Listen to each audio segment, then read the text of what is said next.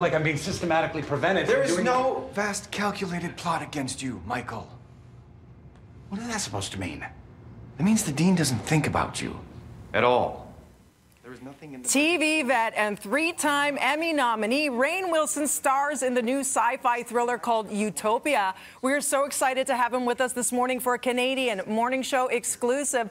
Please welcome Rainn, Mr. Wilson. I had to do it. Yo, Mr. Wilson in the house. How you doing, Canada? We're doing well. How are you? Congrats on yet another hit. I was just telling you on Friday, Utopia was trending across the country. I got to sample some, and I'm a chicken, and you were right when you describe it as Stranger Things meets Tarantino. Let's just stress the Tarantino. The violence. That's right. That's right.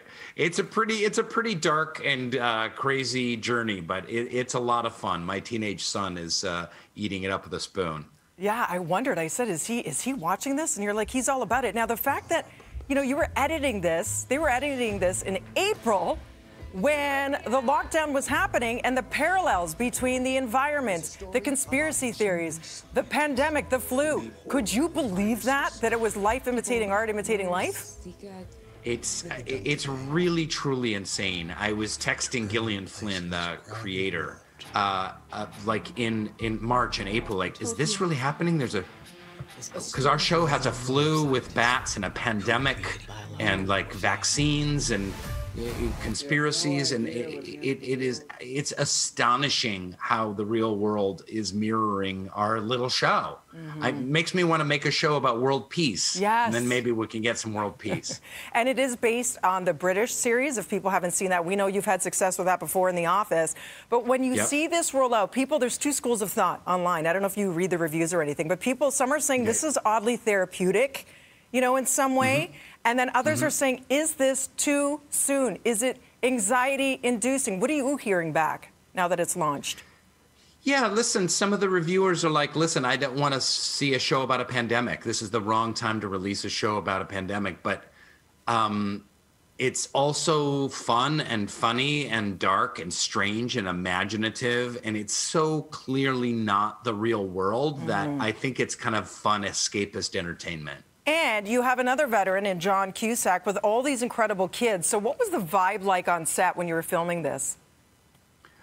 It was amazing. We had a great time. We shot in Chicago, not far there from Toronto, and we had a fantastic time. John Cusack, this is his first TV role ever, and he's amazing. He plays a brilliant and very potentially evil billionaire, and he's just amazing in the show. You're both taking a different turn than what we're used to seeing, and you both do a great job. You as the virologist, as it were. So when you see these play out, and you see people demand for a sequel right away, like, well, how does that make you feel? Are you like, yeah, I'd go and do this all over again?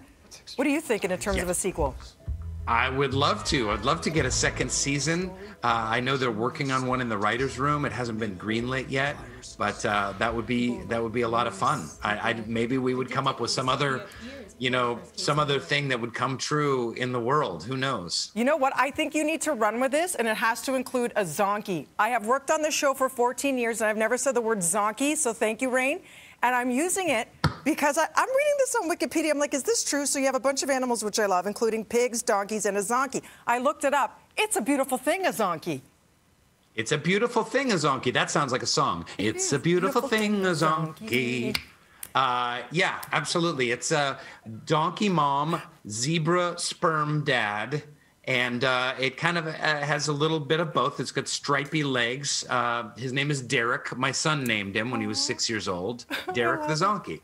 It may sound a little wonky, but it's a zonkey. Nice. Okay, so about the zonkey and all that, I love the fact that you focus on positive things, as we do here. We have what's called the BT Bright Spot, because with all the headlines, we need a moment and a platform to let the good people and the good things they're doing shine. And you did that years ago with something called Soul Pancake. We had somebody write in, actually, Rainn. Tanya Zundell asked on Twitter, tell us about Soul Pancake and what they are doing these days.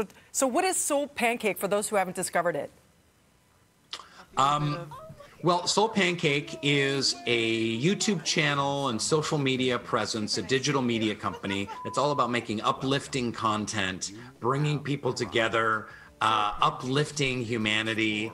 And we've got over 1 billion video views. It's been very successful. Recently, I did a show on climate change called An Idiot's Guide to Climate Change. I'm the idiot.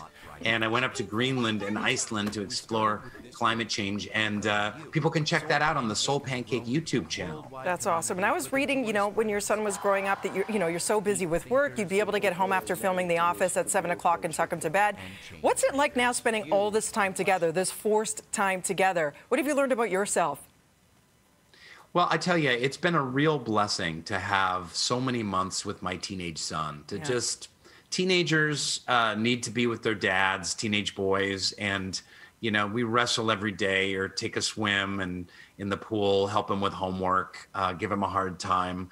It's been really amazing. I think at the end of the day, when we look back on this, we'll be really grateful for so much time that we got to spend with family. Totally. It's like, yeah, sometimes it can be a little bit trying, you know, but I think we're going to look back at this and be really grateful for all the time.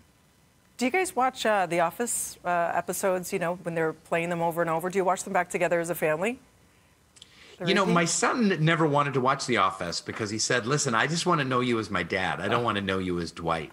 And but recently he's been watching some of The Office, and we'll watch a few episodes together here and there. And it's a lot of fun because I haven't seen him since the show first came out, you know, 10, 15 years ago, a long time ago now. It's funny because Angelina writes in, love The Office. My question to Rainn, would you ever be friends with Dwight? Would you ever? Do you like Dwight?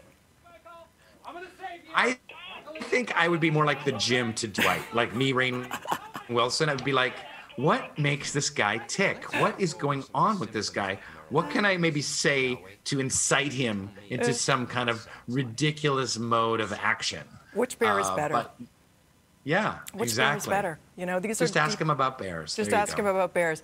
Love to you, love to your family, love to your Zonky, love to everybody. Rainn, thank you for entertaining us as you do. Utopia is streaming now on Amazon Prime Video, and we hope to chat like this again real soon, okay? Thank you so much.